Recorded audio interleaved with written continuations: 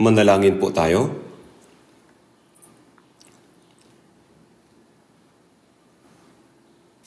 Mahabagin naming Amang Diyos,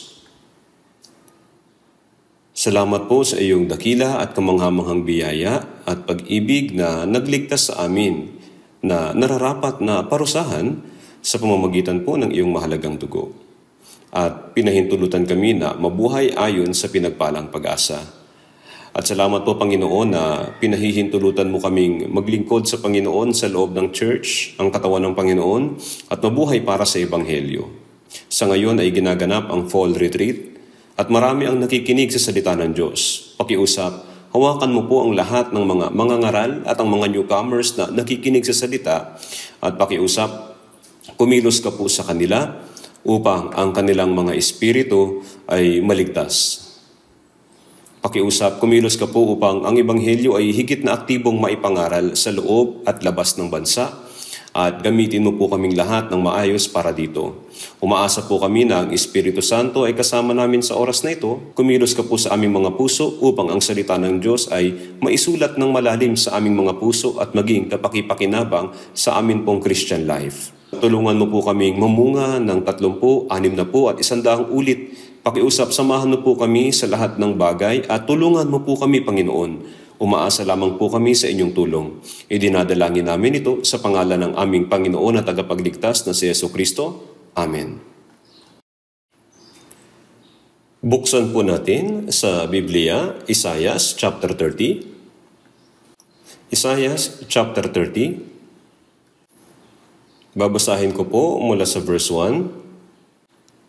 Isaiah chapter 30, verse 1. Kahabag-habag ang mga mapaghimagsik na mga anak, sabi ng Panginoon, na nagsasagawa ng panukala, ngunit hindi mula sa akin, na nakikipagkasundo, ngunit hindi sa aking espiritu, upang sila'y makapagdagdag ng kasalanan sa kasalanan. Na pumupunta na lumulusong sa Ehipto, na hindi humihingi ng payo, upang manganlong sa pag-iingat ng Faraon, at manirahan sa lilim ng Ehipto. Kaya't ang pag-iingat ng Faraon ay magiging inyong kahihiyan, at ang tirahan sa ilalim ng Ehipto ay inyong pagkapahiya. Sapagkat, bagaman ang kanyang mga pinuno ay nasa Zoan, at ang kanilang mga sugo ay nakarating sa Hanes, silang lahat ay mapapahiya sa pamamagitan ng isang bayan na hindi nila mapapakinabangan, na magdadala hindi ng tulong o pakinabang man, kundi kahihiyan at kasiraan. Ang pahayag tungkol sa mga hayop ng Negeb. Sa lupain ng kabagabagan at ng hapis na pinanggagalingan ng leyong babae at lalaki, ng ulupong at ng lumilipad na makamandag na ahas. Kanilang dinadala ang kanilang mga kayamanan sa mga gulugod ng mga batang asno at ang kanilang mga kayamanan sa umbok ng gulugod ng mga kamelyo, isang bayan na hindi nila mapapakinabangan. Sapagat ang tulong ng Ehipto ay walang kabuluhan at walang halaga, kaya't aking tinawag siyang Rahab na nakaupong walang kibo. Ngayoy humayo ka. Isulat mo sa harapan nila sa isang tapyas na bato at ititik mo sa isang aklat upang sa darating na panahon ay maging saksi magpakailanman sapagkat sila'y mapaghimagsik na bayan, mga sinungaling na anak, mga anak na ayaw makinig sa kautusan ng Panginoon na nagsasabi sa mga tagakita, huwag kayong makakita ng pangitain at sa mga propeta, huwag kayong magpahayag sa amin ng matutuwid na bagay, magsalita kayo sa amin ng mga kawili-wiling bagay, magpropesiya kayo ng mga haka-haka, umiwalay kayo sa daan, lumihis kayo sa landas, huwag na tayong makinig sa banal ng Israel.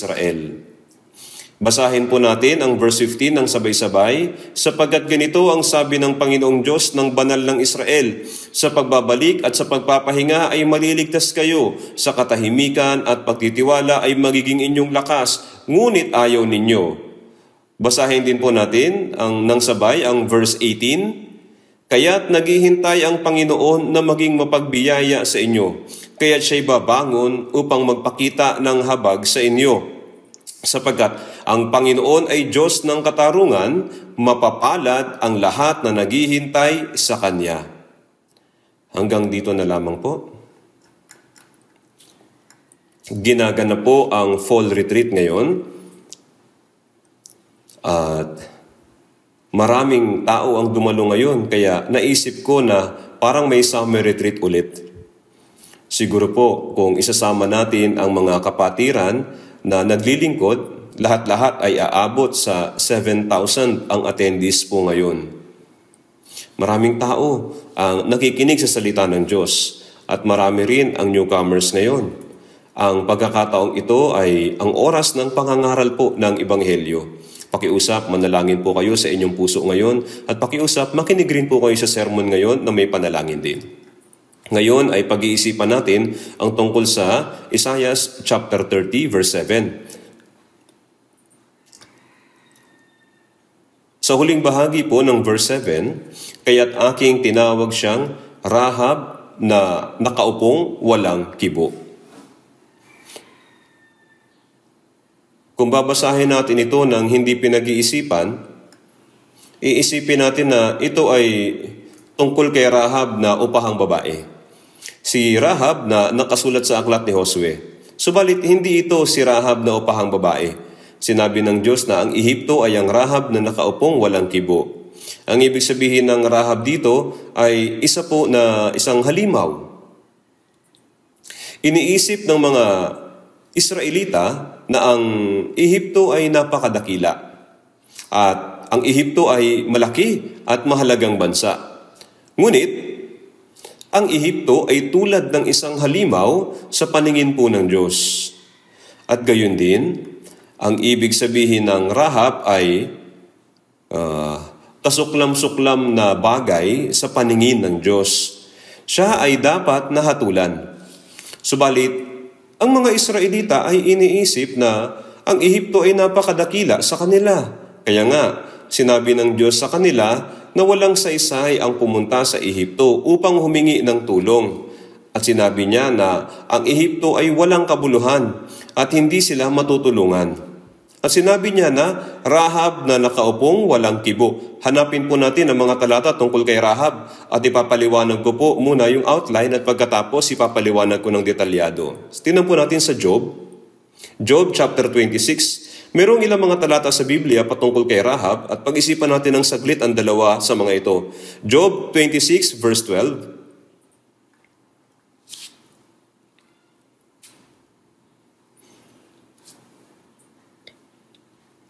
Pinatahimik niya ang dagat sa pamamagitan ng kanyang kapangyarihan at sa kanyang kaunawaan ay kanyang ibinuwal ang Rahab.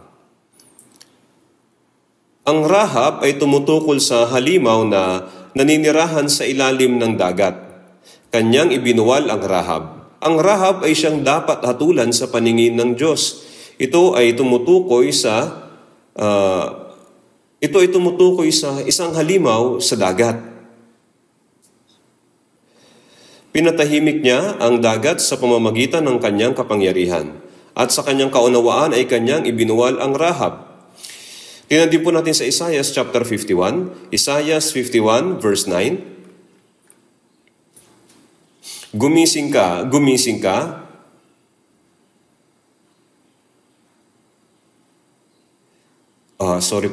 Isaiah chapter 51 verse 9. Gumising ka, magpakalakas ka, o bisig ng Panginoon. Gumising ka na gaya ng araw noong una ng mga lahi ng mga dating panahon. Hindi ba ikaw ang pumutol ng Rahab na sumaksak sa dragon? Dito po, hindi ba ikaw ang pumutol ng Rahab na sumaksak sa dragon? Dito po, sumaksak sa dragon. Hindi ba ikaw ang pumutol ng Rahab? Ang ibig sabihin nito ay isang halimaw na nasa dagat. Ibig sabihin ay puputulin niya at papatayin ito.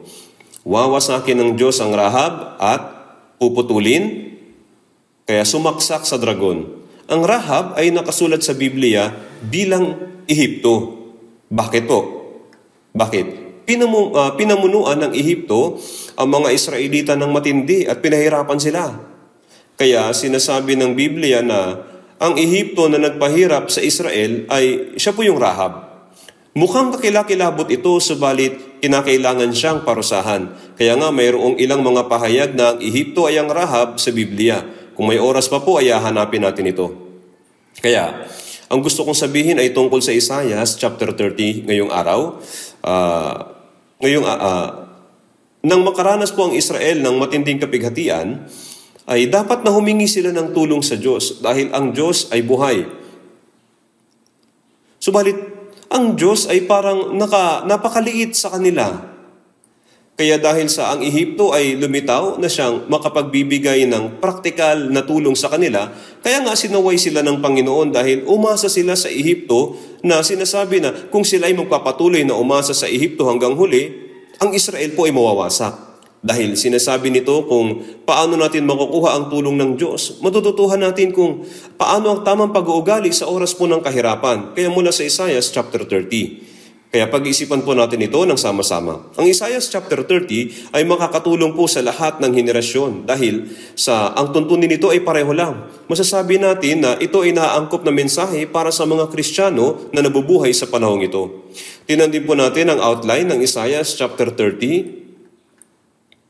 Isaiah 30 verse 1. Kahabag-habag ang mga mapaghimagsik na mga anak, sabi ng Panginoon. Ito ay para sa mga Israelita na nagsasagawa ng panukala, ngunit hindi mula sa akin, na nakikipagkasundo, ngunit hindi sa aking espiritu. Sinasabi niya rito na ang mga Israelita na bayan ng Diyos ay dapat na nasa buhay kung saan ang Diyos dapat ang nasa gitna nila at kung saan ang bawat desisyon ay dapat isinasangguni sa Diyos, subalit hindi nila ito ginawa. Ang mga Israelita ay hindi nagtanong sa buhay na Diyos, kundi sila ay nagdagdag ng kasalanan sa kasalanan.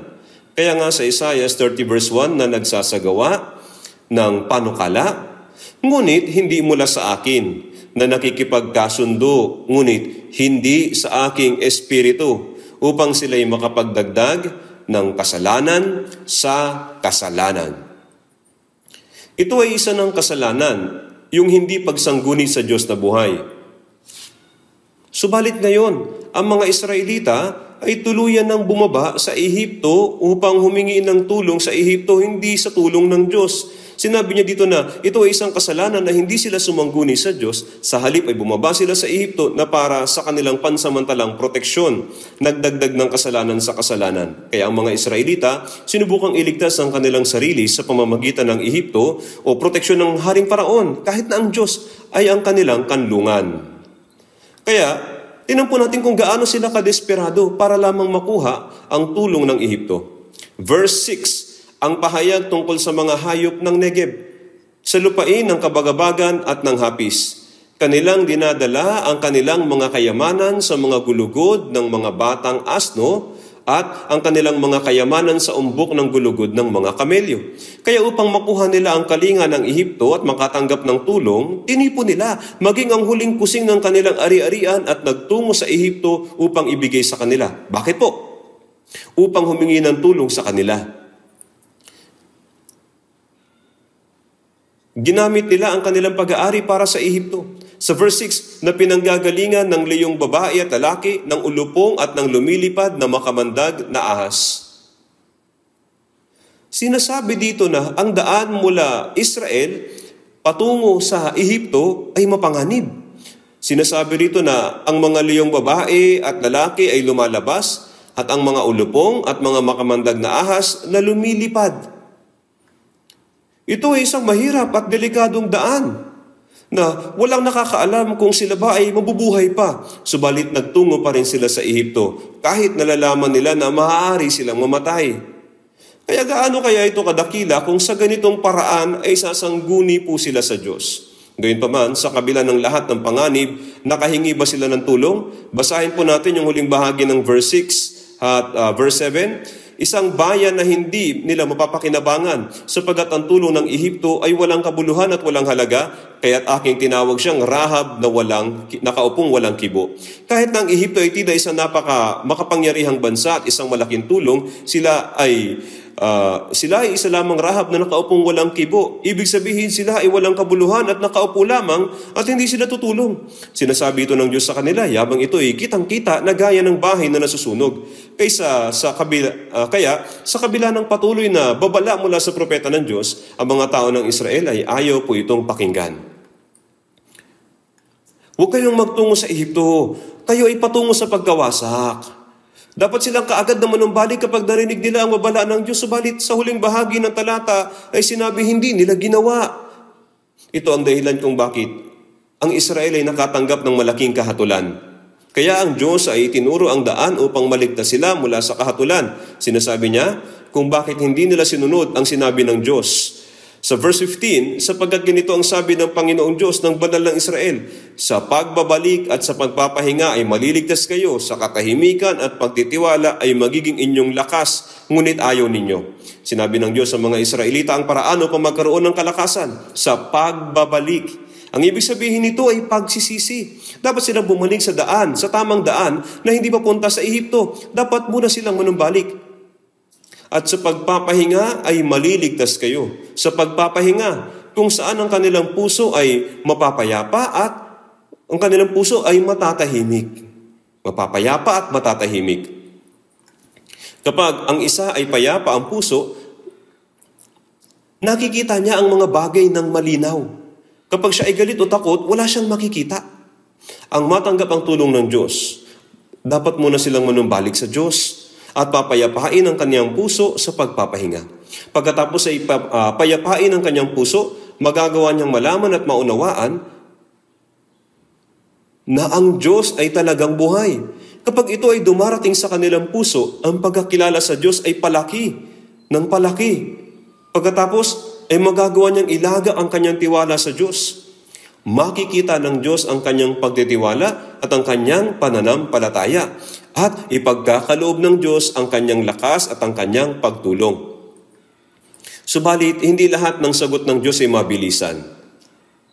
Minsan, ito ay may tama pong oras.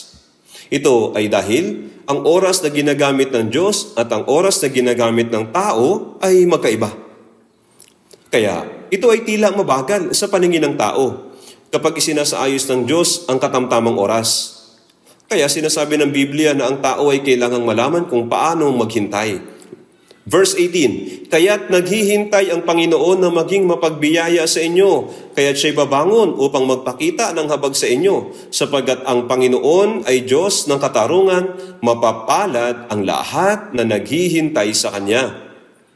Sapagkat nais ng Diyos na ibigay sa atin ang Kanyang pagpapala, silang mga tunay na nagtitiwala at naghihintay sa Diyos ay nakikita ng Diyos at ibibigay ng Diyos ang kanyang tulong na dumarating sa takdang oras. Kaya silang mga nakakaranas ng tulong ng Diyos ay mararamdaman ang kagaya nito. Verse 26, bukod dito ay ang liwanag ng buwan ay magiging gaya ng liwanag ng araw at ang liwanag ng araw ay magiging 7 ulit na gaya ng liwanag ng 7 araw, sa araw na talian ng Panginoon ang sugat ng kanyang bayan at pagalingin ang sugat na dulot ng kanyang pagpalo. Kapag tinanggap natin ang tulong ng Diyos at maranasan na siya ay kumikilos, maging ang araw ay magiging iba sa ating pagtingin kumpara sa dati nating pagtingin. At ang araw ay magliliwanag ng 7 ulit. Kapag may isang nakaranas ng tulong ng Diyos, maging yung mga dahon na nagsisigalawan ay tila nagpapalakpakan yung mga dahon na ito. Ang tingin natin sa mga bagay sa mundo ay magiging iba. Gayunpaman, ang Isaiah chapter 30, ito ay para sa lahat ng henerasyon.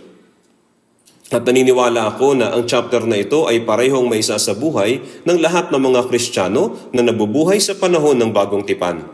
Sa makatuwid, mauunawaan at may isa sa buhay natin ang chapter na ito kahit ngayon. Kaya pag-isipan po natin ang tungkol dito ng sama-sama. Isaiah 30 verse 1, kahabag-habag ang mga mapaghimagsik na mga anak, sabi ng Panginoon. Kung pag-iisipan natin ang salitang kahabag-habag, sa kabaliktaran, ito ay magiging pinagpala. Ang kasalungat na kahulugan ng kahabag-habag ay taong pinagpala. Kaya kahabag-habag ang mga mapaghimagsik na mga anak. Kahabag-habag ang mga mapaghimagsik na mga anak, sabi ng Panginoon, na nagsasagawa ng panukala, ngunit hindi mula sa akin. Naisulat po dito na hindi mula sa Kanya, sa Panginoon. Tama po ba? Na nakikipagkasundo, ngunit hindi sa aking espiritu. Binabanggit ng Diyos ang unang kasalanan dito. Ang bayang pinili ng Diyos, yung bansang Israel, ay dapat na mamuhay sa buong buhay nila sa pamamagitan ng Espiritu ng Diyos.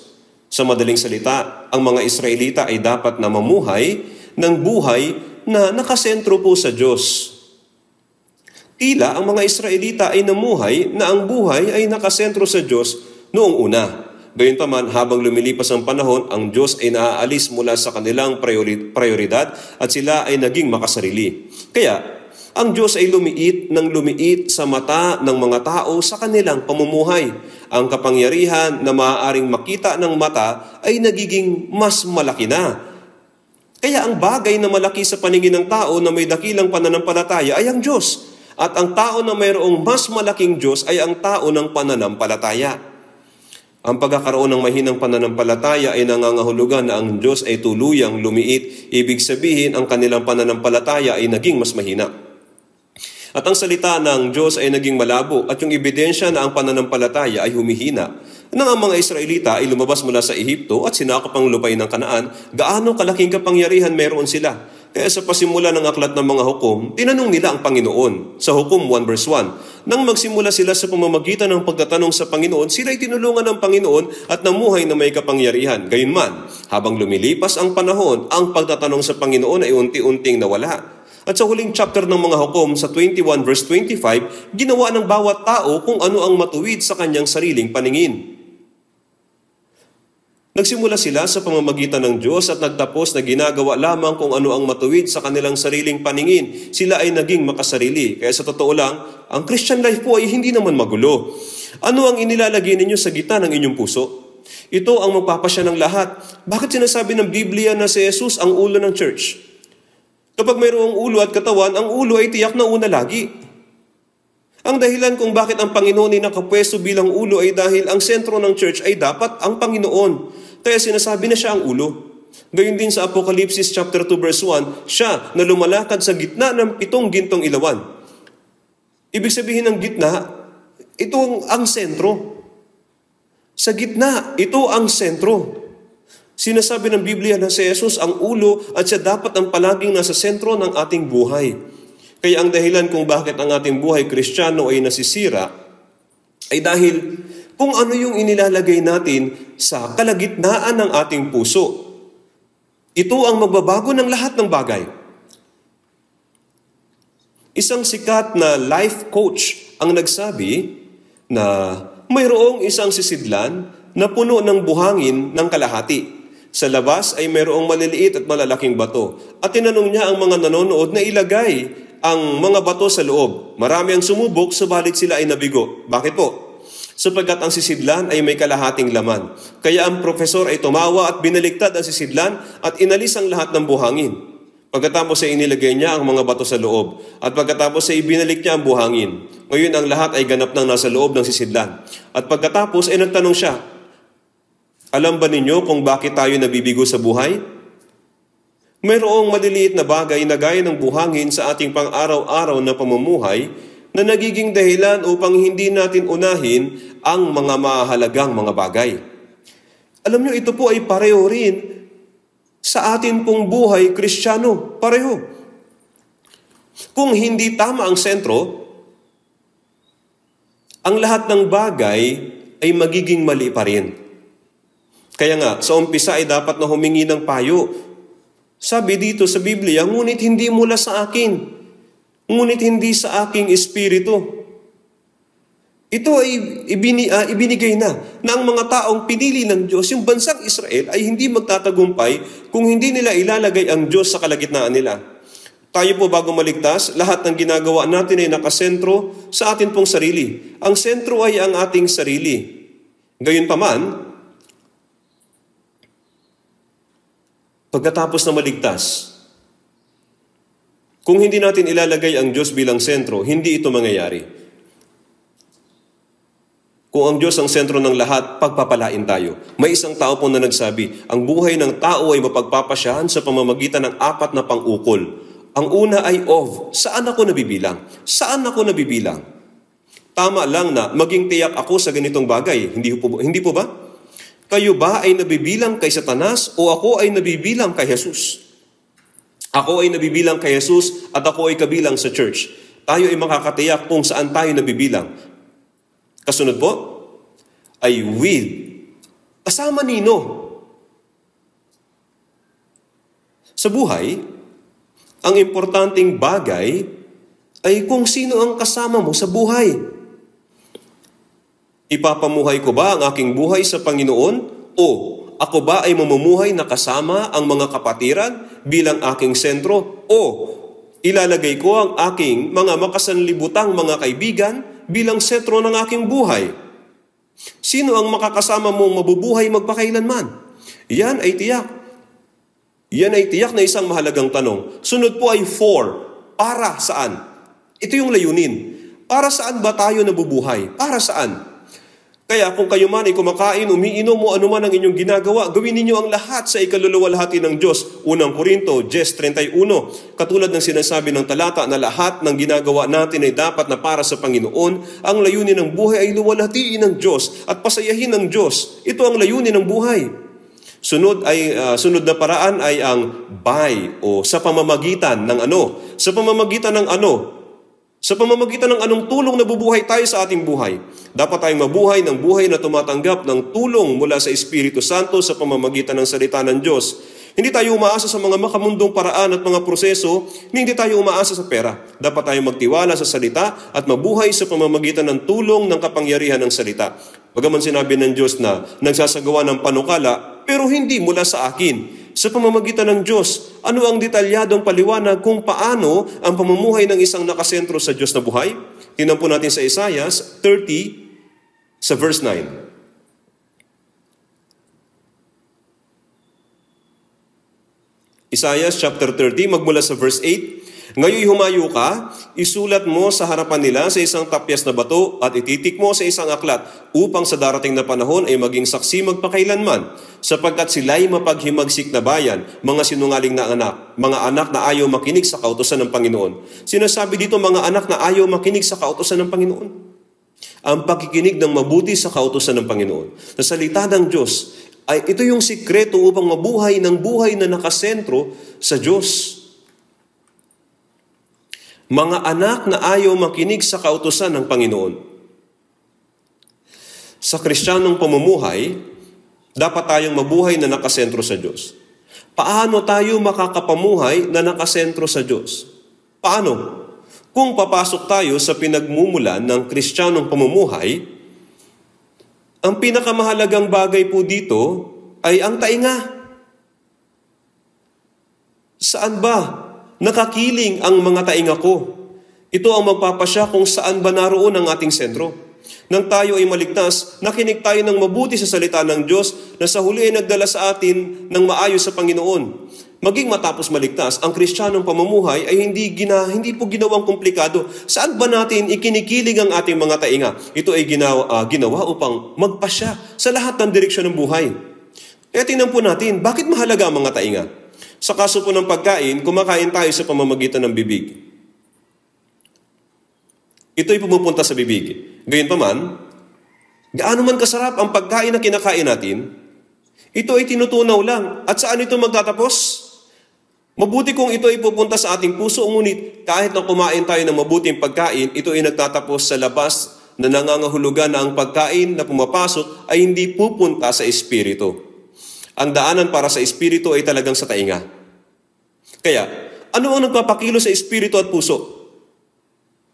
Ito ay ang tainga. Sabihin natin isang pharmacist ay nag-advertise ng gamot. Nais siya mag-advertise ng gamot na ito ay para sa lahat ng sakit. Gayunman, ang mga nakikinig ay tinakpan ng kanilang tainga. Kung gayon, hindi niya ito mahihikayat na bumili ng gamot. Gayunman, kung bubuksan niya ang kanyang tainga nang maluwang at papakinggan ng lahat ng information ng pharmacist, ano kaya ang isipin niya? Mag-isip siya ng maigi at bababa ang mga kamay niya sa wallet. Alam mo, sa experience ko po, pauwi sa aking bahay mula sa military training, may nagbebenta po ng mga tambak na libro sa halagang 10 piso. Kaya dahil sa sinabi niya na ibibenta niya ito sa halagang 10 piso, dahil ibibenta niya ang mga aklat ng halos libre, kaya gaano pong kamangha-mangha. Ngunit pinag-isipan ko ito ng sandali. Naunawaan ko na ang kanyang advertisement ay hindi totoo. Una ay tila ibibigay niya ito sa akin sa murang halaga, ngunit hindi totoo. Nang makita ko kalaunan, nagdadagdag sila ng mas maraming halaga mula doon sa 10 piso habang bumibili ka. Anyway, kung makikinig kayo ng maigi, ang inyong puso ay nakakagulat na nakikilos. Pagkatapos, tingnan, bakit ang Christian life ko ay nawawala sa focus? Dahilan ay simple lang. Ito ay dahil hindi tayo madalas na nakikinig. Kung makikinig ako ng masigasig sa pamamagitan ng aking mga tainga, ang aking buhay ay mababago dahil sa Ebanghelyo ni Juan, chapter 6. Sinabi ni Jesus, ang mga salitang sinabi ko sa inyo ay espiritu at buhay. Ang salita ay ang espiritu at buhay. Ang pagkain ay naglalaman ng buhay. Kapag kumain tayo ng mabuti, magkakaroon tayo ng lakas. Katulad po nito, kapag nakikinig tayo ng maigi sa salita ng Diyos, kapag ang salita ay dumating sa atin dahil ito ay ang espiritu, ito ang espiritu at ang buhay. Kapag ang salita ay dumating sa atin, ang espiritu ay gumagawang magkasama, kaya kapag nakikinig tayo ng mabuti, ang ating puso ay makikilos at patuloy na gagawa. Kaya nga ang pagkabigo ng mga Israelita, ng Kristiyano pamumuhay ay dahil sa ang mga anak na ayaw makinig sa kautusan ng Panginoon. Ang kanilang mga tainga ay hindi nakakatanggap ng salita ng Diyos. Ang mga propeta ng Diyos ay nagsasalita sa kanila, ngunit ayaw nilang marinig ito. Hindi nila narinig ang mga salita ng Diyos. At ang Diyos ay naging mas maliit na lamang na anyo. Ang kanilang espiritu ay pagod na pagod, walang lakas. At ang nakikitang kapangyarihan ay tila mas malaki na kaysa sa Diyos. Ang Ehipto ay naging malaki para sa kanila.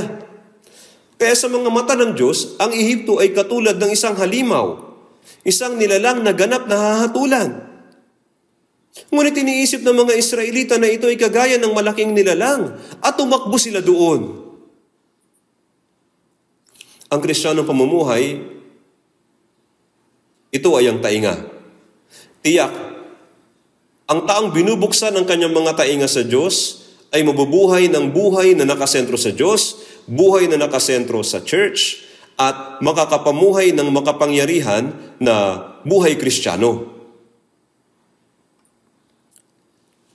Sa Isaiah chapter 30, magmula verse 1, kahabag-habag ang mga mapaghimagsik na mga anak, sabi ng Panginoon, na nagsasagawa ng panukala, ngunit hindi mula sa akin, na nakikipagkasundo, ngunit hindi sa aking espiritu, upang sila ay makapagdagdag ng kasalanan sa kasalanan, na pumupunta na lumulusong sa Ehipto, na hindi humihingi ng payo, upang manganlong sa pag-iingat ng Faraon at manirahan sa lilim ng Ehipto. Kadalasan, ang isang kasalanan ay nasusundan ng iba pang mga kasalanan. Ang Diyos ay naging mas maliit sa kanila, kaya hindi sila humingi ng payo sa Diyos. Gumawa sila sa sarili nilang paraan. Ang Diyos, siya ay naging mas maliit sa mga Israelita. Hindi sila humingi ng payo sa Diyos. Humiwalay sila sa Diyos, naging makasanlibutan at nagkaroon ng parehong pamumuhay kasama ng mga tao sa mundong ito. Kaya nga, sa huling bahagi ng verse 2, upang manganlong sa pag-iingat ng Faraon at manirahan sa lilim ng Ehipto.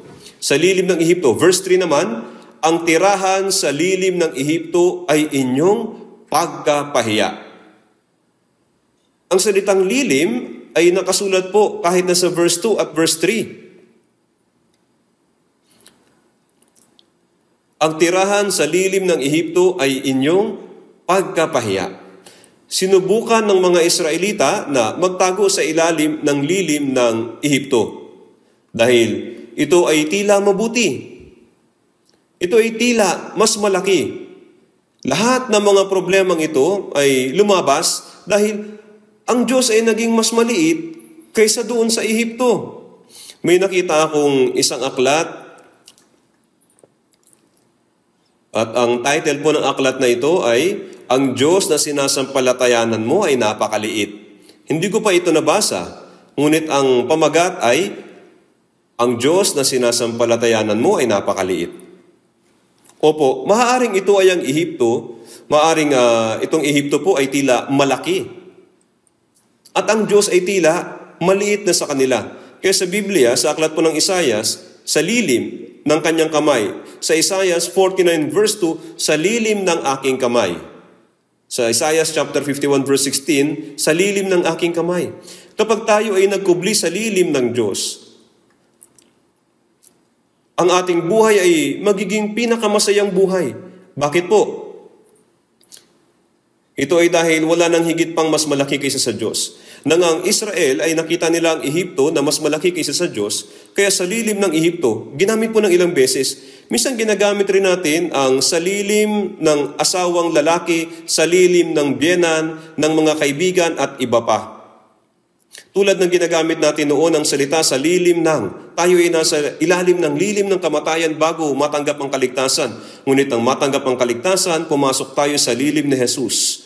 Tingnan po natin sa Biblia, Awit 107. 107. Mula verse 10 hanggang 15. Ang ilan ay nakaupo sa kadiliman at sa anino ng kamatayan, mga bilanggo sa kahirapan at may tanikala, sapagkat sila'y naghihimagsik laban sa mga salita ng Diyos at hinamak ang payo ng kataas-taasan.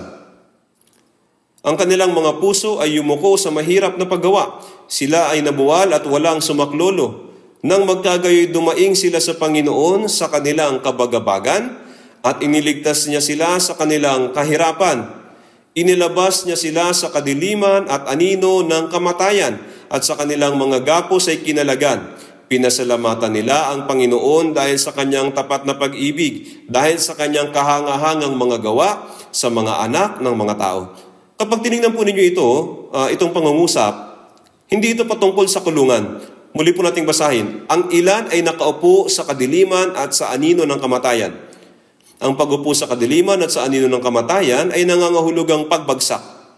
Mga bilanggo sa kahirapan at may tanikala. Ibig sabihin ay sa loob ng kulungan. Sinasabi nito ang patungkol sa pananatili sa madilim na kulungan. Bago matanggap ang kaligtasan, tayo ay katulad sa mga nananatili sa madilim na kulungan, nakagapos sa mga tanikala sa madilim na kulungan.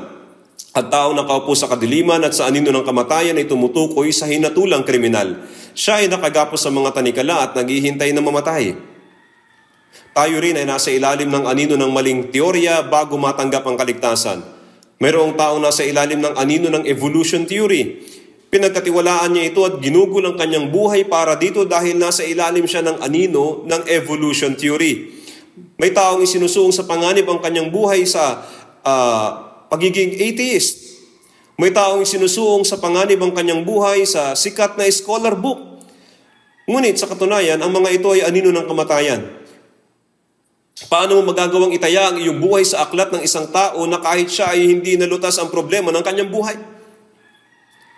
Ang ibang tao ay nasa ilalim ng anino ng maling doktrina.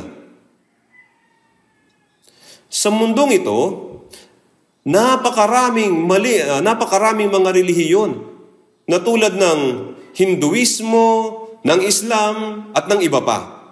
Sila ay nasa ilalim ng anino ng maling relihiyon. Ngunit, sa huli, hindi nila malulutas ang problema sa kanilang buhay. Mayroong kahit mga relihiyon na nagsasabing sila ay Kristyanismo, ngunit ang espiritu ay hindi kumikilos sa kanila. Sinabi ni Jesus, mayroon bang tao sa inyo na kung humingi ng tinapay sa kanya ang kanyang anak ay bato ang ibibigay? O kung humingi siya ng isda ay bibigyan niya ito ng ahas? O kung siya humingi ng itlog ay bibigyan niya ng alakdan? Dahil may Satanas na gumagawa po nito. Si Satanas ay nagbibigay ng bato sa halip na tinapay. Bato po. Ang tinapay ay tumutukoy sa buhay, ngunit ang bato ay walang buhay. Ang kasulatan ay naisulat sa bato. Gawin mo ang best mo, gumawa ka ng mabuti, pagkatapos ay maaari kang makapunta sa langit. Makakapunta ba kayo sa langit sa pamamagitan ng paggawa ng mabuti? Kahit na dumadalo ka sa church na matagal, sa matagal na panahon, ngunit maaaring bato ang iyong pagkain. Maaaring batuhin ka hanggang mamatay. Matapos maunawaan ng malinaw ang mga kasulatan, dapat nating maunawaan ang ebanghelyo ng Panginoon at tanggapin ang kaligtasan. May tao na sa ilalim ng anino ng maling doktrina. May taong kumakanta lang ng mga awitin sa kanyang buong buhay at mapupunta sa impyerno. Hindi nito malulutas ang problema sa ating pong buhay. Ang isang tao na nasa ilalim ng anino ng mga gangster o anino ng mga makapangyarihang tao, maaari siya makatanggap ng ilang pisikal na tulong sa ilalim ng kanilang anino, ngunit ang pagbagsak ay naghihintay sa kanya pagkatapos ng kamatayan. Kaya nga sa Biblia, ang ilan ay nakaupo sa kadiliman at sa anino ng kamatayan, mga bilanggo sa kahirapan at may tanikala, sapagkat sila'y naghihimagsik laban sa mga salita ng Diyos at hinamak ang payo ng kataas-taasan. Ang kanilang mga puso ay yumuko sa mahirap na paggawa, sila'y nabuwal at walang sumaklolo. Kapag ating nalaman na tayo ay walang kakayahan at ang ating katayuan sa harapan ng Diyos bago tayo ay mabuwal, tayo ay hihingi ng tulong sa Diyos nang magkagayon dumaing sila sa Panginoon sa kanilang kabagabagan at iniligtas niya sila sa kanilang kahirapan. Inilabas niya sila sa kadiliman at anino ng kamatayan at sa kanilang mga gapos ay kinalagan. Natanggap natin ang kaligtasan na parang tayo'y napalaya mula sa bilangguan. Katulad ng nahatulang kriminal na naging malaya, tayo'y naging malaya na mula sa walang hanggang kahatulan. Pinasalamatan nila ang Panginoon dahil sa kanyang tapat na pag-ibig, dahil sa kanyang kahangahangang mga gawa sa mga anak ng mga tao. Sa verse 16, mga awit 107 verse 16, sapagkat kanyang sinira ang mga pintuang tanso at pinutol ang mga baras na bakal. Winasak ng Panginoon ang bilangguan, tayo ay pinalaya at iniligtas. Lahat ng mga taong hindi ligtas ay nasa ilalim ng lilim ng kamatayan. Kaya sa Mateo chapter 4 verse 16, ang bayang nakaupo sa kadiliman. At sa Lucas chapter 1 verse 77, 78 at maging sa verse 79, upang bigyang liwanag ang mga nakaupo sa kadiliman at sa ilalim ng kamatayan. Sa verse po na ito, kahabag-habag ang mga mapaghimagsik na mga anak na pumupunta na lumulusong sa Ehipto. Kaya sa paningin ng mga Israelita, ang Diyos ay tila lumiit ng lumiit. Kaya nagsimula silang umasa sa Ehipto. Umasa sila sa nakikitang lakas. Ito ay konektado din po sa ating anyo. Kahit na ang isang tao ay naligtas, kung hindi niya natutunan ng maayos ang salita ng Diyos, ang Diyos ay nagiging formal at tila ang Diyos ay malayo sa Kanya. Sa katunayan, ang Diyos ay ating katuwang. Gayunpaman, sila ay hindi naghanap ng tulong ng Diyos, kaya sila ay naging palaasa sa mga material na bagay ng mundong ito. Kaya kapag napakaraming material ang naihanda, nagkakamali sila ng iniisip nila na maayos na yun. At nagkakamali sila ng iniisip na sila ay ligtas sa pamamagitan ng pag-asa sa kapangyarihan ng tao. Pag-asa sa kapangyarihan ng kayamanan at ng sanlibutan. Sa halip na kapangyarihan ng Diyos. Iniisip nila na okay na sila kung meron sila ng mga bagay na ito. Kapag ang Diyos ay tila maliit, umaasa siya sa kanyang sariling diskarte at pamamaraan. Maraming mahirap na bagay sa buhay po ng tao. Dahil buhay ang Diyos, dapat tayong humingi ng tulong sa Diyos. Gayunpaman, may mga pagkakataong hindi tayo humihingi ng tulong sa Diyos. Si Abraham ay sumunod sa salita ng Diyos at pumunta sa lupain ng Kanaan. Gayunpaman, pagdating niya sa lupain ng Kanaan, nagkaroon ng tagutom. Kaya saan siya pumunta? Bumaba siya sa Ehipto upang takasan ng tagutom. Ito'y tila makatwiran. Subalit, sinabi sa kanya ng Diyos na pumunta sa lupain ng Kanaan. Kaya dapat siyang manatili sa lupain ng Kanaan. Subalit siya ay umalis sa lupain ng Kanaan at bumaba patungo sa Ehipto. Siya ay umalis mula sa lupain ng Kanaan at bumaba sa Ehipto dahil sa tagutom. Ito ay tila lohikal. Gayunpaman, hindi ito tama sa pananaw ng pananampalataya. Nang magkaroon ng tagutom sa lupain ng Kanaan, kailangan niyang magtanong sa Diyos. O Diyos, ano ang dapat kong gawin? Kaya sasabihin ba ng Diyos, pumunta ka sa Ehipto? Ano ang nangyari nang pumunta si Abraham sa Ehipto? Dinaya niya ang hari sa pagsasabing ang kanyang asawa ay ang kanyang kapatid. Kaya halos mawala sa kanya ang kanyang asawa. At nang siya ay lumabas sa Ehipto, dinala niya si Hagar. Pumunta siya sa Egypt at kumita ng malaki. Siya ay umalis sa Ehipto na may marami ng kayamanan. Ngunit dinala niya si Hagar. At nang ang asawa ni Abraham na si Sarah ay baog, sinabi ni Sarah kay Abraham na kunin si Hagar bilang kanyang asawang lingkod. Kaya naging anak ni Abraham si Ismael. Ang mga ina po ni Ismael ay ang mga Arabo. Nagpunta si Abraham sa Ehipto at yumaman. Ngunit bilang resulta, ipinanganak si Ismael na lumikha ng maraming pangsalungat sa kasaysayan ng Israel. Ang simula ng gulong ito ay ang pagpunta ni Abraham sa Ehipto. Kumita siya ng pera, ngunit nauwi sa malaking pagkalugi. Kung ang isang tao ay namumuhay ayon sa kanyang sariling diskarte at pamamaraan nang hindi umaasa sa Diyos, maaaring mukhang mabuti ito ng sandali. Ngunit sa huli, siya ay magdurusa ng malaking pagkawala ng pananampalataya. Ito ay ibinigay sa atin bilang aral.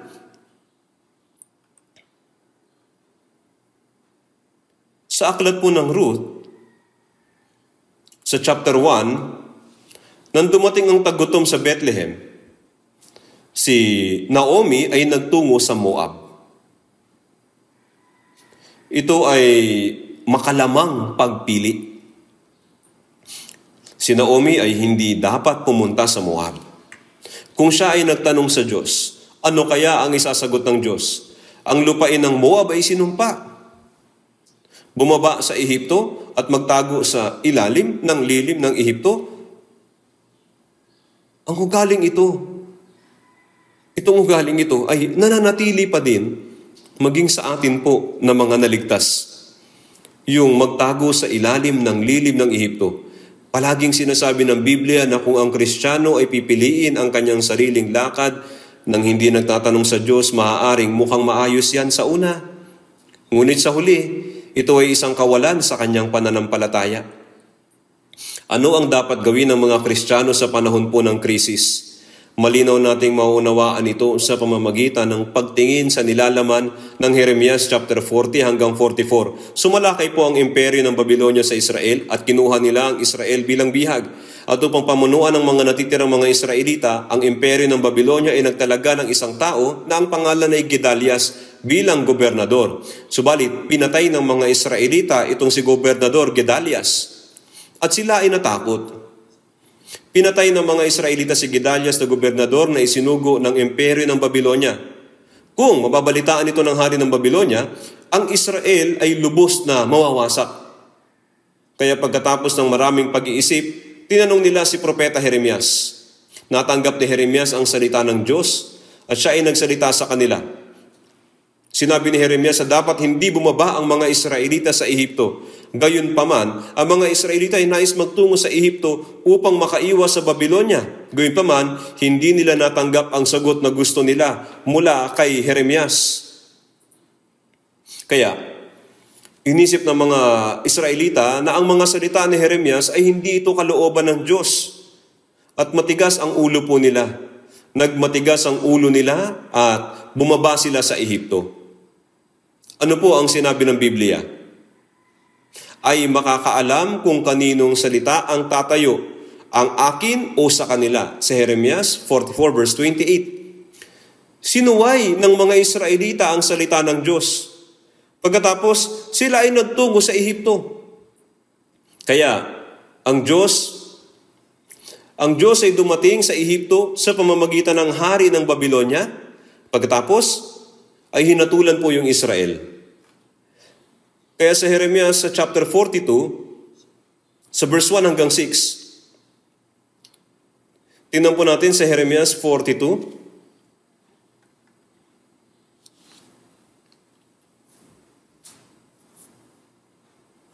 Jeremias 42 verse 1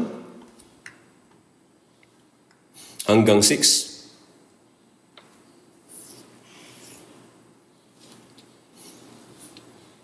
At ang lahat ng mga pinuno, ng mga kawal, pati sina Johanan na anak ni Kareya, si Jesanias na anak ni Hoshayas, at ang buong bayan mula sa pinakahamak hanggang sa pinakadakila ay lumapit. At nagsabi kay Jeremias na propeta, "Pakinggan mo sana ang samo namin sa iyo, at idalangin mo kami sa Panginoon mong Diyos. para sa lahat ng nalabing ito, sapagkat kakaunti lamang kaming naiwan mula sa marami, gaya ng nakikita ng iyong sariling mga mata. Ipakita nawa sa amin ng Panginoon mong Diyos ang daan na dapat naming lakaran at ang bagay na dapat naming gawin. Nang magkagayoy, sinabi ng propetang si Jeremias sa kanila, "Narinig ko kayo. Narito, mananalangin ako sa Panginoon ninyong Diyos ayon sa inyong sinabi, at anumang isagot ng Panginoon sa inyo ay sasabihin ko sa inyo, wala akong ililihim sa inyo." Sinabi naman nila kay Jeremias, "Ang Panginoon nawa ay maging totoo at tapat na saksi laban sa amin kung hindi kami kikilos ng ayon sa lahat ng salita na ipinahahatid sa iyo ng Panginoon mong Diyos sa amin. Maging iyon ay mabuti o masama, susundin namin ang tinig ng Panginoon nating Diyos na siya naming pinagsusuguan sa iyo upang ikabuti namin kapag aming sinunod ang tinig ng Panginoon nating Diyos." Kung titingnan mo ang sinasabi ng mga taong nananatili rito, tila sila ay may tunay na pananampalataya. Gagawin namin kung ano ang sabihin ng Diyos. Subalit pagkalipas ang 10 araw, dumating ang salita ng Diyos. Sa verse 7, sinabi ng Diyos sa mga Israelita na huwag pumunta sa Ehipto. Kayo ay magdurusa. Kaya sa Jeremias chapter 42, sa 42 verse 19, sinabi na sa inyo ng Panginoon, "O nalabi ng Juda, huwag kayong pumunta sa Ehipto. Tandaan ninyong mabuti na binalaan ko kayo sa araw na ito." Sa verse 22, Jeremias 42 verse 22, "Ngayon nga'y tinitiyak ko sa inyo na kayo'y mamamatay sa tabak, sa tagutom at sa salot sa lugar na nais ninyong puntahan at tirahan." Sila ay tumanggap ng babala ng Diyos. Gayunpaman hindi pinansin ng Israel ang babala ng Diyos at sila ay bumaba sa Ehipto. Kaya nga, tingnan natin sa Jeremias chapter 44, verse 28. Jeremias 44 verse 28, "At ang makakatakas sa tabak na babalik sa lupain ng Juda mula sa lupain ng Ehipto ay kaunti sa bilang." Sa verse 28 po, verse 28, "At ang makakatakas sa tabak na babalik sa lupain ng Juda mula sa lupain ng Ehipto ay kaunti sa bilang. At ang buong nalabi ng Juda na dumating sa lupain ng Ehipto upang manirahan doon ay makakaalam kung kaninong salita ang tatayo, ang sa akin o sa kanila. Sila'y bababa sa Ehipto at silang lahat ay mamamatay at kakaunti ang babalik sa lupain ng Israel na buhay." Kaya sila ay tiyak na magkapatotoo. Sabihin nila, tama ang Diyos. Hindi tayo dapat bumaba doon. Ito ang kanilang nasabihin. Kapag malinaw na dumating ang salita ng Diyos, hindi ka dapat bumaba sa Ehipto. Sinasabi po ng Biblia. Sabi ng Biblia, paulit-ulit itong sinabi sa atin na dapat tayong magtungo sa Diyos dahil siya ay buhay. Tingnan po natin sa Isaiah 25. Verse 4. Isaiah 25 verse 4. "Sapagkat ikaw sa mga dukha ay naging kanlungan, isang kanlungan sa nangangailangan sa kanyang kahirapan, silungan sa bagyo at lilim sa init, sapagkat ang ihip ng mga malulupit ay parang bagyo laban sa pader." Ang Panginoon, siya ang kanlungan at silungan ng lahat ng bagay. Ang katagang sa lilim ng iyong mga pakpak ay makikita ng maraming ulit po sa Biblia. Tingnan po natin, mga awit, 57 sa verse 1. Awit 57.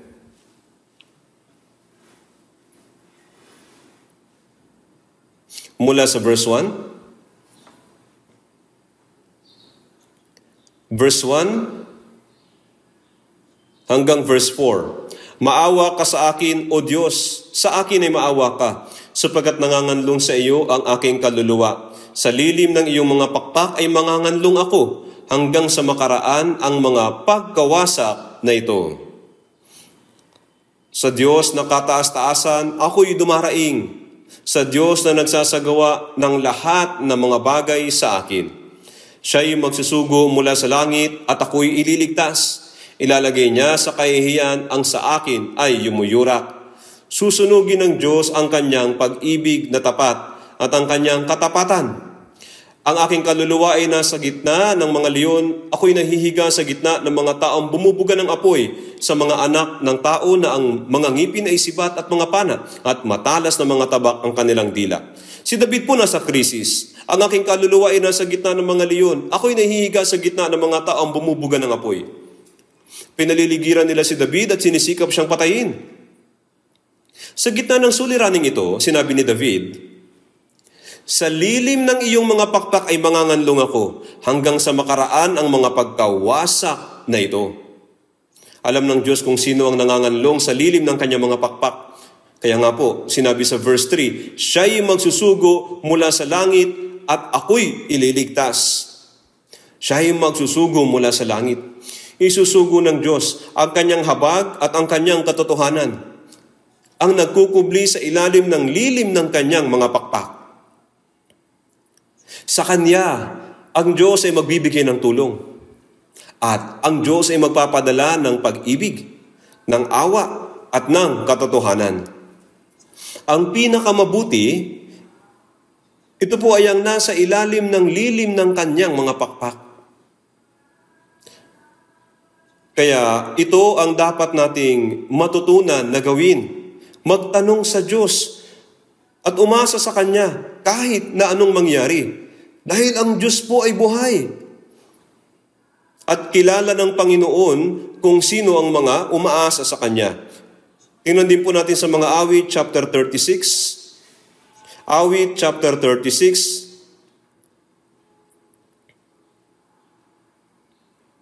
Verse 7, basahin natin ng sabay. Napakahalaga, O Diyos, ng iyong pag-ibig na tapat. Ang mga anak ng mga tao ay nanganganlong sa lilim ng iyong mga pakpak. Napakahalaga, O Diyos, ng iyong pag-ibig na tapat. Ang iyong pag-ibig, O Diyos. Ang mga anak ng mga tao ay nanganganlong sa lilim ng iyong mga pakpak. Kahit naligtas na tayo ay nanganganlong sa lilim ng kanyang mga pakpak.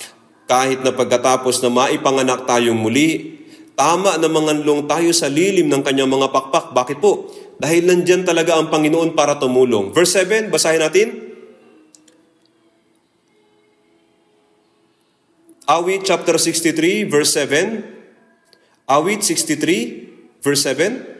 Sapagkat naging katulong kita at sa lilim ng mga pakpak mo'y umaawit ako sa tuwa.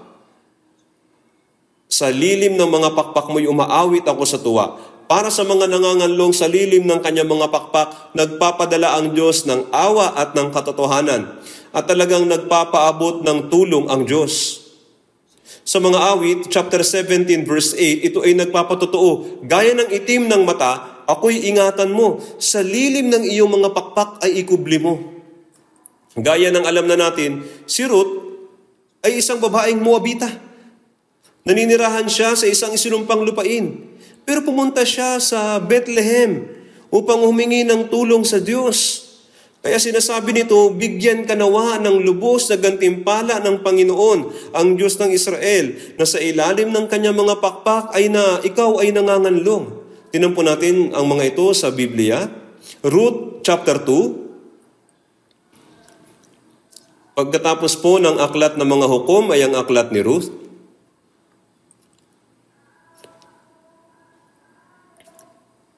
Ruth chapter 2 verse 12, nagsalita po si Boaz. Si Boaz ay anino ni Jesus. Gantihan nawa ng Panginoon ang iyong ginawa at bigyan ka ng lubos na gantimpala ng Panginoon. Ang Diyos ng Israel na sa ilalim ng kanyang mga pakpak, ikaw ay nanganlong. Ang sinabi po ni Boaz kay Ruth ay ito ay kapareho ng sinabi ng Panginoon sa mga banal. Gantihan nawa ng Panginoon ang iyong ginawa at bigyan ka nawa ng lubos na gantimpala ng Panginoon, ang Diyos ng Israel, na sa ilalim ng kanyang mga pakpak, ikaw ay nanganlong. Biniyayaan ng Diyos si Ruth ng nag-uumapaw na paraan sa kanya pong buhay. Siya po'y pinagpala ng nag-uumapaw sa kanyang buhay.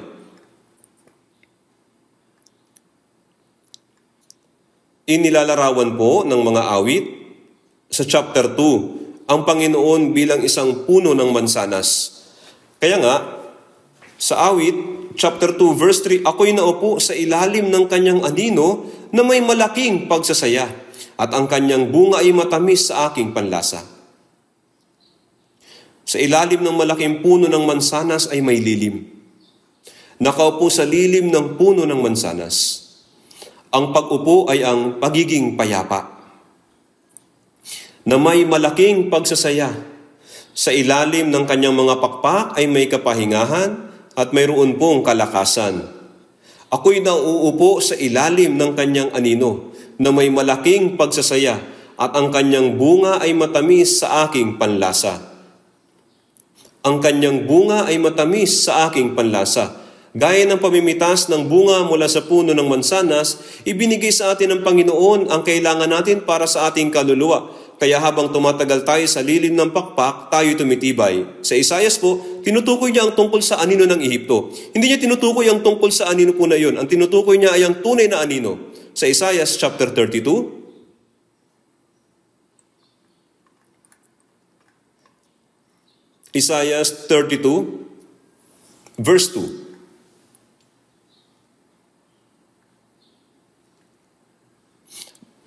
Bawat isa ay magiging gaya ng isang kublihang dako laban sa hangin, at kanlungan mula sa bagyo, gaya ng agos ng tubig sa tuyong dako, gaya ng lilim ng malaking bato sa pagod na lupain.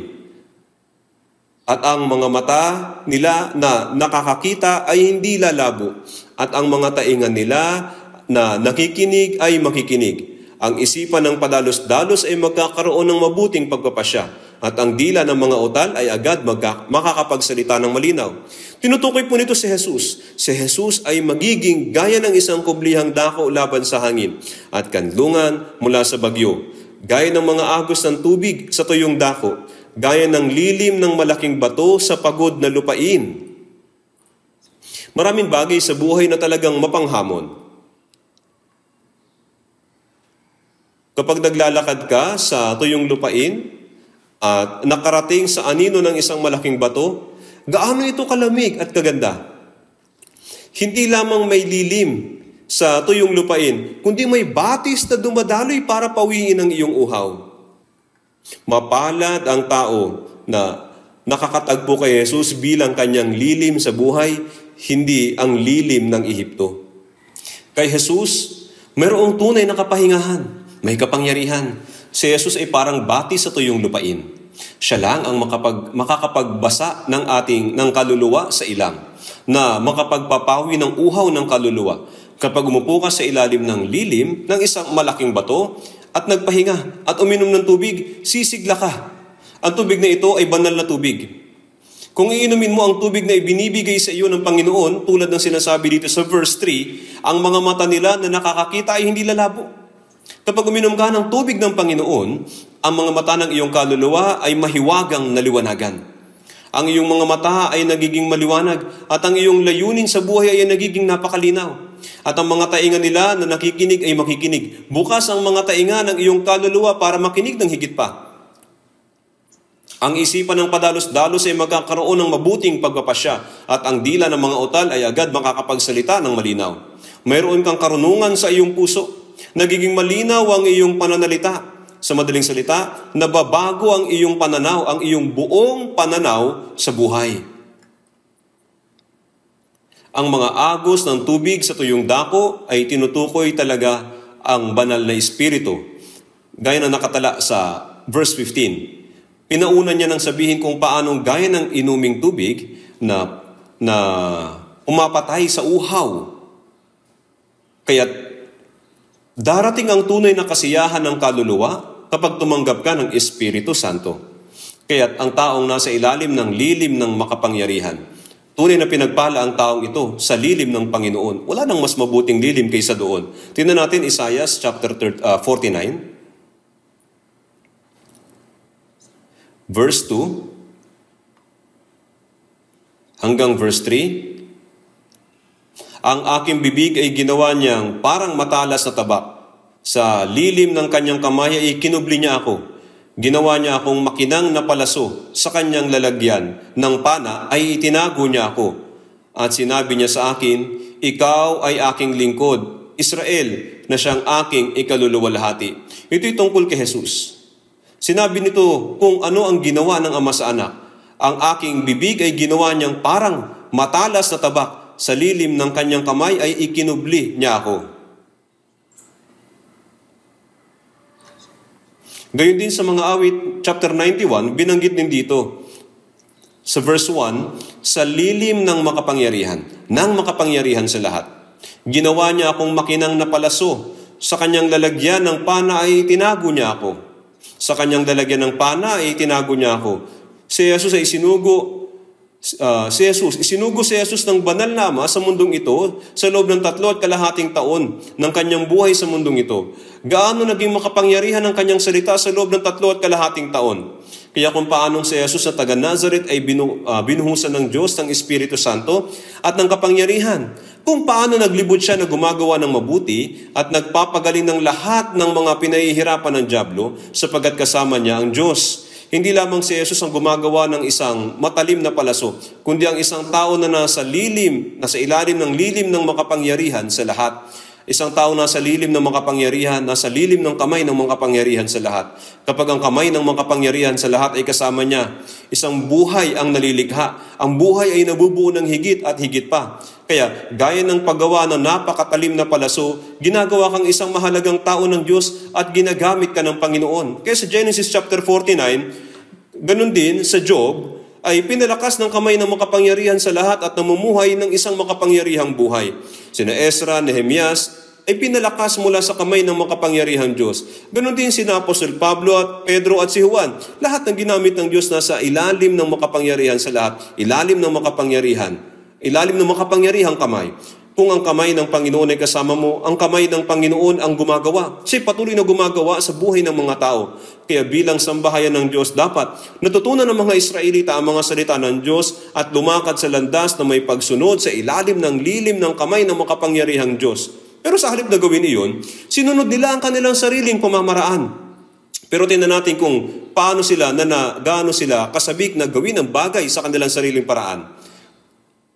Tingnan po natin sa Isaiah chapter 30. Isaiah 30 verse 6. Ang pahayag tungkol sa mga hayop ng Negeb, sa lupain ng kabagabagan at ng hapis na pinanggagalingan ng liyong babae at lalaki, ng ulupong at ng lumilipad na makamandag na ahas, kanilang dinadala ang kanilang mga kayamanan sa mga gulugod ng mga batang asno at ang kanilang mga kayamanan sa umbok ng gulugod ng mga kamelyo sa isang bayan na hindi nila mapapakinabangan.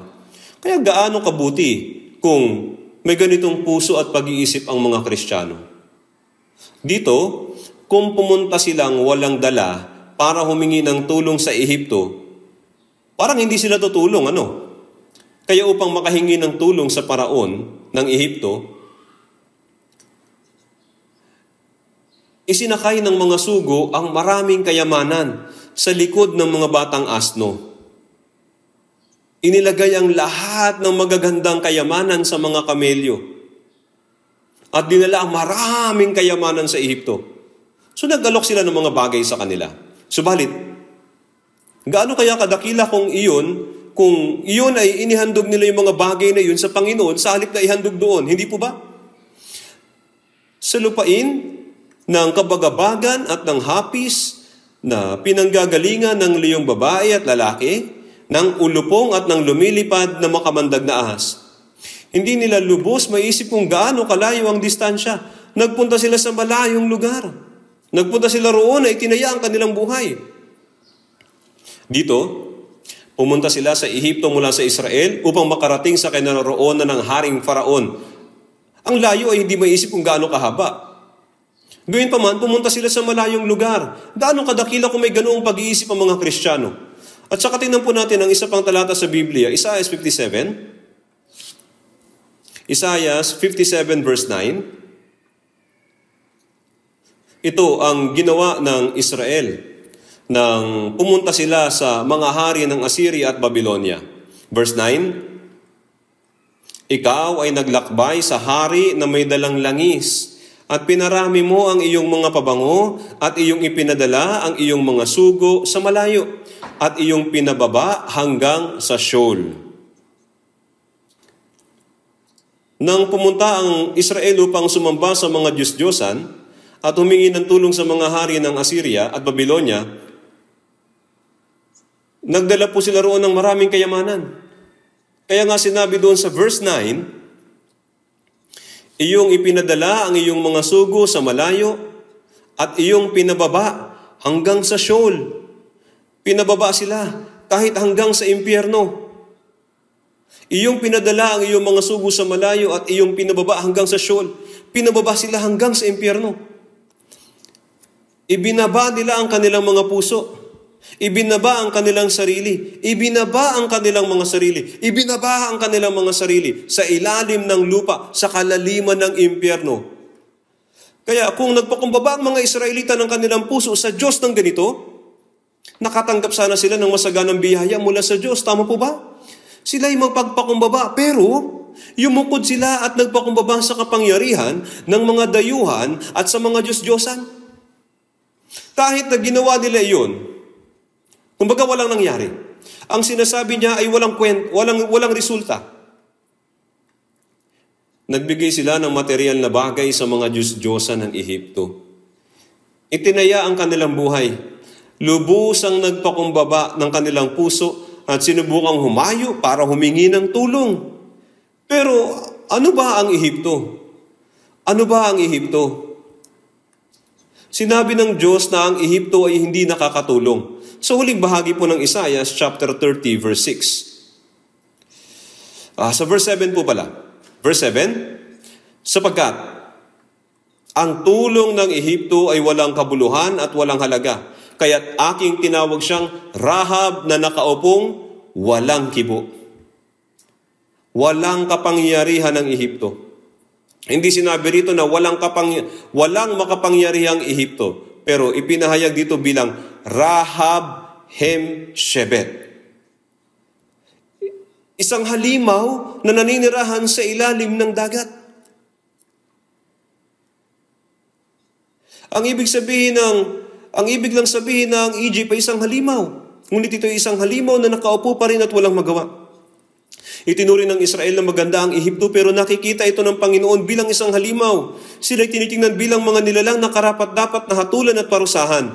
Kung titingnan po natin sa aklat po ng Daniel at ng aklat ng Apokalipsis, ano ang sinasabi nila tungkol sa mga bansa? Ito'y halimaw. Ang halimaw ay lumabas mula sa dagat, at ang paglitaw ng isang bansa mula sa dagat ay pinahayag bilang halimaw. Ang Egypt ay pinahayag dito bilang halimaw. Ang Ehipto ay walang kibo, dahil ang Ehipto ay puwersang naglalayo sa atin sa Diyos. Tumalikod sa Diyos, sumalungat sa Diyos. Sinabi ng Biblia, ito ay Rahab. Rahab na nakaupong walang kibo. Ang Ehipto ay walang anumang tulong. Tingnan din po natin sa Ezekiel chapter 20, verse 29. Ezekiel chapter 20, verse 29. Verse 29. Babasahin ko po magmula sa verse 28 ito.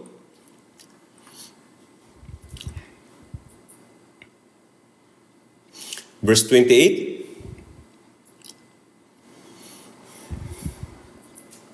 Magmula verse 28 hanggang 29. Sapagkat nang madala ko sila sa lupain na aking ipinangakong ibibigay sa kanila, saan man sila makakita ng alinmang mataas na burol o anumang mayayabong na punong kahoy, inialay nila roon ang kanilang mga handog at dooy kanilang iniharap ang nakakagalit nilang handog. Nagsuob sila roon ng kanilang pabango at ibinuhos nila roon ang kanilang mga inuming handog.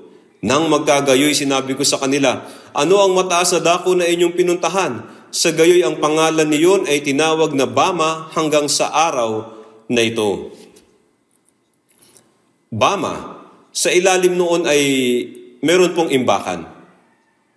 Ang ibig sabihin po ng Bama ay mataas na lugar. Ang ibig sabihin ng Ba ay umalis. At ano naman po yung Ma?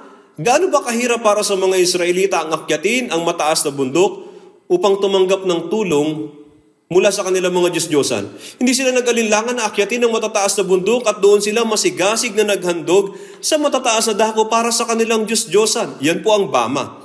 Kagaya ito ng matataas na dako. Ito ay isang mataas na dako, ngunit Bama. Para saan kayo nagpunta doon? Ito'y walang kabuluhan at pagsasayang. Kaya bakit ninyo patuloy itong ginagawa? Sa ganitong kahulugan, ito ang Bama. Ibig sabihin ito yung pagsasayang. Sinasabi ng lahat ng bagay na hindi patungo sa Diyos ay walang kabuluhan. Kaya binalaan po yung Israel. Isaiah chapter 30. Verse 8 hanggang 11, ngayon humayo ka, isulat mo sa harapan nila sa isang tapyas na bato at ititik mo sa isang aklat upang sa darating na panahon ay maging saksi magpakailanman. Sapagat sila mapaghimagsik na bayan, mga sinungaling na mga anak na ayaw makinig sa kautusan ng Panginoon na nagsasabi sa mga tagakita, huwag kayong makakita ng pangitain at sa mga propeta, huwag kayong magpahayag sa amin ng matutuwid na bagay. Magsalita kayo sa amin ng mga kawili-wiling bagay. Magpropesiya kayo ng mga haka-haka. Humiwalay kayo sa daan. Lumihis kayo sa landas. Huwag na tayong makinig sa banal ng Israel. Nagpadala ang Diyos ng mga propeta at tagakita, ngunit ayaw nilang pakinggan. Magsalita kayo sa amin ng mga kawili-wiling bagay. Huwag kayong magpahayag sa amin ng matuwid na bagay. Huwag kayong makakita ng pangitain. Makakita, ibig sabihin, ipinapakita ang hinaharap. Kahit na sinabi na ng Diyos na huwag nilang gawin, dahil sa daan na iyon, naroon ang daan ng pagkawasak, ngunit sinasabi nila na ayaw nilang makarinig ng gayong mga salita. Humiwalay kayo sa daan. Nangangahulugan na ayaw nila sa tamang daan. Ayaw nila sa tama. Kaya nga, hinukuman ng Diyos sa mga Israelita. Verse 14, Isaiah 30, verse 14. At ang pagkabasag nito ay gaya ng pagkabasag ng sisidlan ng magpapalayok na walang awang dinurog na anupat walang natagpo ang isang kapiraso sa mga bahagi niyon na maikukuha ng apoy mula sa apuyan o maisasalok ng tubig sa balon. Nangangahulugan ito na pupuksain ng Diyos ang Israel ng walang kaawa-awa. Sa verse 17, 1,000 ay tatakas sa banta ng isa, sa banta ng 5 ay tatakas kayo. Hanggang sa kayo'y maiwang parang isang tagdan ng watawat sa tuktok ng bundok at gaya ng isang hudyat sa isang burol. Kaya dito po, lubusang mawawasak ang Israel. Marami ang namatay at kakaunti ang natira. Ito po ang ibig sabihin nito. Kaya nga, dahil dito sinabi ng Diyos sa Israel, kung paano sila mabubuhay. Ano ang dapat kong gawin? Sinabi niya na ito ang pinakamabuting daan na dapat nilang gawin. Sa huli, pag-isipan natin ito ng sama-sama sa pamamagitan ng verse 15. Hindi ibig sabihin na matatapos na ang sermon kaagad, ha? May ibang mga taong parang gusto na sabihin ko na yung last verse na. Pero hindi po. Tingnan po natin yung verse 15. Sapagkat ganito ang sabi ng Panginoon, ng Panginoong Diyos, ng banal ng Israel. Sa pagbabalik at sa pagpapahinga ay maliligtas kayo, sa katahimikan at pagtitiwala ay magiging inyong lakas. Ngunit, ayaw ninyo. Kaya dito po, ang sikreto para matanggap ang tulong ng Diyos ay malinaw na ipinapakita. Una, bumalik ka. Patuloy na sinasabi ni Isaias, una sa lahat, ano ang paraan para mabuhay? Una, kailangan mong bumalik ng walang kondisyon. Ang panunumbalik ay ang pagsisisi. Huwag kang bababa sa Ehipto. Binabalaan tayo ng Biblia na huwag tayong babalik sa Ehipto kundi sa Diyos. Kaya manumbalik sa Diyos. Ang paraan para mabuhay ay manumbalik sa Diyos. At ang paraan para manumbalik ay sa salita ng Diyos. Kaya kung hindi ka manunumbalik, hindi malulutas ang problema. Kaya una, kailangan mong bumalik. Manumbalik ka. Ito ang una. Pagkatapos ito, meron akong dapat na gawin pagkatapos kong manumbalik. Sa pagbabalik at sa pagpapahinga, sabi diyan, sa pagbabalik at sa pagpapahinga ay maliligtas kayo. Itinuro niya sa atin kung paano makakatanggap ng kaligtasan. Ang paraan para matanggap ang kaligtasan ay una, mamuhay sa kapayapaan. Dapat po kayong gumawa ng ganitong kondisyon, ganitong sitwasyon. Una sa lahat, kailangan mong payapain ang iyong isipan hanggat maaari. Kahit gaano kalaki ang krisis o ang problema, kailangan mong payapain ang iyong sarili at huwag na huwag kang magmamadali. Kaya nga, sinasabi ng Biblia na tayo mabuhay sa kapayapaan at palakasin ang isa't isa. Tingnan po natin Isaiah chapter 7.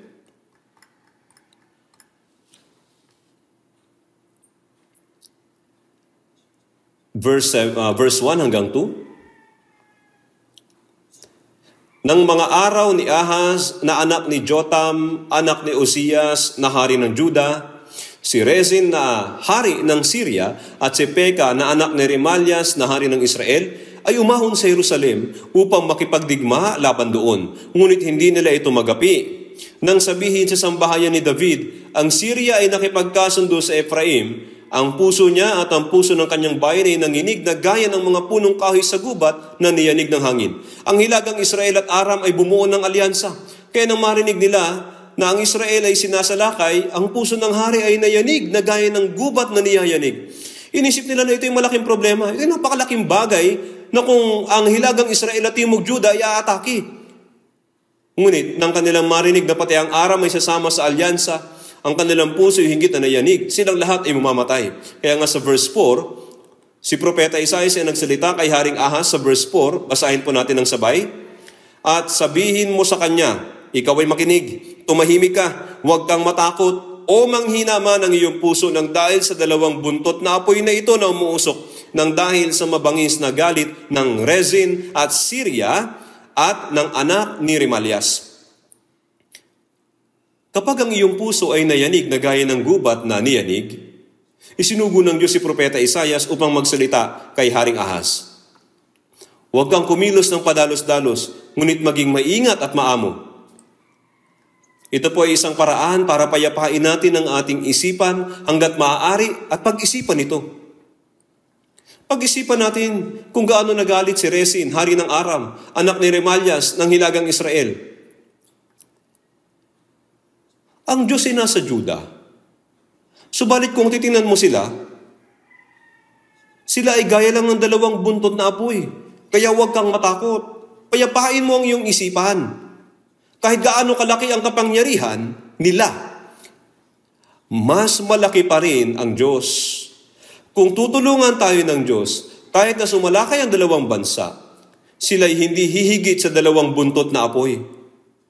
Kaya kung mapapanatili natin ang ating isipan na payapa, kahit na sa ating harapan ay may malaking digmaan o paghihirap, malalaman natin na ang Diyos ay buhay. Kaya nga kailangan natin pag-isipan ito ng tahimik. Mayroong Diyos na lumikha ng langit at lupa. Ang Diyos na nagligtas sa akin at ang Diyos na tumutulong sa akin. Ang Diyos na tumutulong sa akin hanggang ngayon. Ang problema ko ngayon, maaring problema sa asawang lalaki, o kaya problema sa trabaho, problema sa negosyo, o problema sa anak. Gayun pa man, kung mapapanatili natin ang ating isipang mapayapa, kahit gaano kahirap ang ating sitwasyon, kung tutulungan tayo ng Diyos, magkakaroon tayo ng kapayapaan sa ating puso. Kung papayapain mo ang iyong isipan ng ganito, unti-unti kang mananampalataya na ang Diyos ay tutulungan ka. Kaya nga, napakahalaga para sa atin na una ay payapain natin ang ating puso bago pa may mangyari. Kaya sa Genesis chapter 25, makikita po natin si Esau at si Jacob. Si Esau ay isang lalaking sanay sa parang. Naglalakad siya sa palibot. Sinabi na si Jacob ay isang lalaki na manatahimik. Si Esau ay ang panganay. Sa umpisa ay iniisip niyang mabuti ang kanyang pagkapanganay. Subalit nang siya ay lumibot sa parang at nangangaso ng mga hayop, ang parang ay palaki ng palaki at ang kanyang pagkapanganay ay naging baliwala. Si Jacob ay tahimik na lalaki. Nang siya ay nakikinig sa mga salita ng kanyang ama, paulit-ulit niya itong pinag-iisipan. Piniyapa ang kanyang isipan at patuloy na pinag-isipan. Naunawaan niya kung gaano kadakila ang pagkapanganay. Kaya sa huli si Jacob ang pumalit. Kung ikaw ay abalang-abala sa pagtakbo, maaaring hindi mo nalalaman ang mahalagang bagay. Meron pong ilang mga tao na tumigil sa pagiging mga church leaders. Gaano po ba kahalaga ang pagiging church leader? O sa totoo lang, gusto mo ba ang minister? Gusto mo ba ang cell leader? Kung papayapain mo ang iyong puso, lahat ba ay pwedeng maging cell group leader? Gaano po kahalaga ito? Kaya payapain mo ang iyong puso ng sandali. Sa chapter 16, sa aklat ng Apokalipsis, sa verse 13, sinasabi na 3 espiritong karumaldumal na gaya ng mga palaka. Ang palaka ay maingay. Ang panahon natin ay napakaingay. Nabubuhay tayo sa panahon na ang paligid ay napakaingay at sobrang nakakabahala. Sinasabi sa atin ng Panginoon na manahimik at maging payapa. Kung papayapain natin ang ating puso, makikita natin kung saan ba dapat natin ilaan ang ating buhay. Makikita natin kung ano ang mas mahalaga. Kailangan natin payapain ang ating puso. Kaya, kapag itinilaga kayo bilang mga leader sa katapusan ng taon para sa church, kailangan po nating payapain ang ating isip at pag-isipan mabuti. Napakahalaga na mapanatili natin ang kapayapaan. Kung ang iyong puso ay abala tapos magulo, hindi mo makikita kung anong mahalaga. Tingnan po natin sa Isaias chapter 30, verse 15. Sapagkat ganito ang sabi ng Panginoong Diyos ng banal ng Israel, sa pagbabalik at sa pagpapahinga ay maliligtas kayo, sa katahimikan na pagtitiwala ay magiging inyong lakas. Kaya kung gayon, nararamdaman kong kailangan kong umasa sa Diyos. Kaya aasa ako sa Diyos. Kaya't nakikita ng Panginoon kung sino ang mga taong umaasa sa Kanya. Kung aasa tayo sa Diyos, titingnan tayo ng Panginoon. Ang Diyos ay nagbibigay ng lakas. Ipinakilala si Jesus bilang isang kordero. Sa chapter 5, sa aklat po ng Apokalipsis, sa verse 6, pagkatapos ay nakita ko sa gitna ng trono at ng 4 na nilalang na buhay at sa gitna ng matatanda, ang isang korderong nakatayo, na tulad sa isang pinaslang na may 7 sungay at 7 mata, na siyang 7 espiritu ng Diyos na sinugo sa buong daigdig. Ang 7 sungay ay kapangyarihan. Dahil ito ay 7 sungay, itinuturo nito si Jesus ay omnipotent, makapangyarihan sa lahat. At dahil may 7 mata upang makakita, itinuturo nito ang omniscience at ang mata na nakakakita ng lahat. Ngunit sinabi na ang 7 mata ay 7 espiritu, ang 7 espiritual na mata. Ang Espiritu Santo ay kumikilos kung saan ang mata ay nakatuon. Kaya, nakikita ng Panginoon kung sino ang mga umaasa sa Kanya. Kung titingnan po natin ito, ang pagkilos ng Espiritu Santo ay mahahayag sa taong yun. Si Ana, siya ay patuloy na humihingi ng tulong sa Diyos. Si Ana ay talagang hinahanap ang tulong ng Diyos. Kaya nga, dahil ang Diyos ay binigyan siya ng pansin, pinagpala si Ana sa pamamagitan ng pagbibigay sa kanya ng anak na lalaki na ang pangalan ay Samuel. Ang Diyos ay pinagmamasdan ng lahat. Ang Panginoon ay malinaw na nakikinig kung sino ang tahimik, nagtitiwala sa Diyos at naghahanap ng tulong ng Diyos. Mga taong ang Panginoon ay nakatitig sa kanila. Ang Panginoon ay binibigyan sila ng lakas at ipapakita ang kanyang kapangyarihan sa kanila. Kaya nga sa Isaiah chapter 40 verse 31, ngunit sila naghihintay sa Panginoon ay magpapanibagong lakas. Sila ay papailan lang na may mga pakpak na parang mga agila. Sila ay tatakbo at hindi mapapagod. Sila ay lalakad at hindi manghihina. Silang naghihintay sa Panginoon. Sa kanila na umaasa at hinahanap ang Diyos ay magpapanibagong lakas. Dahil ang Diyos ay binibigyan siya ng pansin. Ginagamit niya ang kanyang kapangyarihan. Sila ay papailan lang na may mga pakpak na parang mga agila. Sa mga agila, kaya nilang lumipad ng 10,000 meters. Sila'y papailan lang na may mga pakpak na parang mga agila. Ang Panginoon ay magbibigay sa atin ng panibagong lakas.